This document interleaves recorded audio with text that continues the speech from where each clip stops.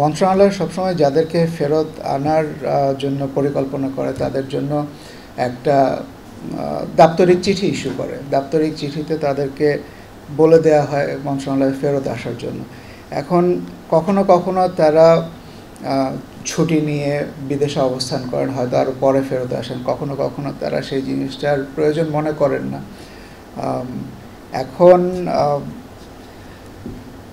ফেরত আনার ক্ষেত্রে মন্ত্রণালয়ের করণীয়টা আপনি ভালো বলতে পারবেন যে কতটুক পর্যন্ত করা যেতে পারে। বিদেশে একজন মানুষ চাকরি শেষ হয়ে যাওয়ার পরে যদি এখানে ফেরত না আসেন, তাহলে আপনি আমাকে বলেন যে কি করণীয় আছে। বেশিরভাগ ক্ষেত্রেই তারা ফেরত আসেন।